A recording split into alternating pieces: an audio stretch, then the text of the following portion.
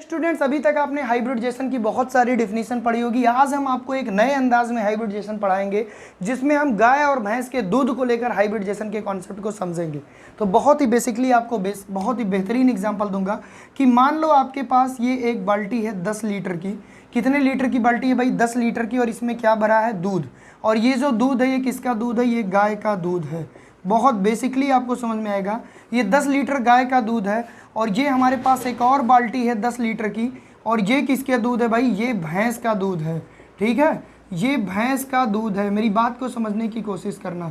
ये 10 लीटर गाय का दूध, ये 10 लीटर भैंस का दूध। और आप सभी को पता है भाई गाय के दूध में कम एनर्जी होती है इन कंपेरिजन टू भैंस के दूध। इसका मतलब कि भैंस के दूध में आपको 30 कैलोरी एनर्जी अगर मिली तो गाय के दूध में 20 कैलोरी। ठीक है, अब हम कर क्या रहे हैं? इन दोनों दूध को प्यारे बच्चों एक बड़े से ड्राम में मिक्स कर दे रहे हैं।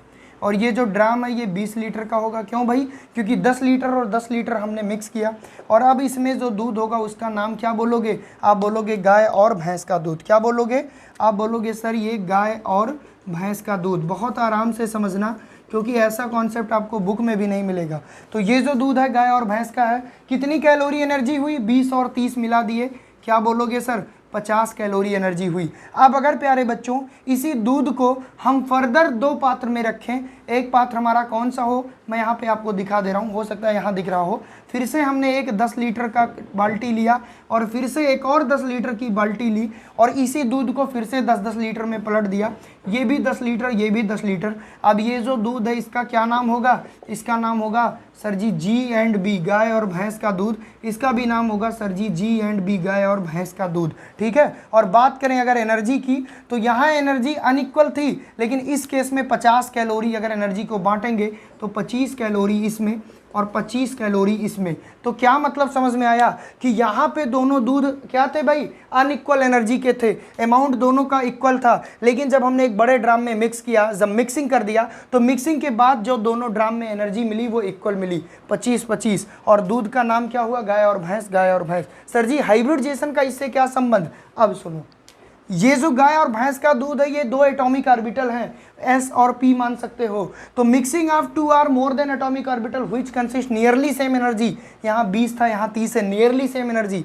After the mixing of atomic orbital, जब गाय का दूध दोनों मिक्स हो गया तो it form new orbital which is known as hybrid orbital and it consists conformly same energy। यहाँ पे 25-25 कैलोरी है, दोनों की एनर्जी सेम है और इसका नाम क्या होगा?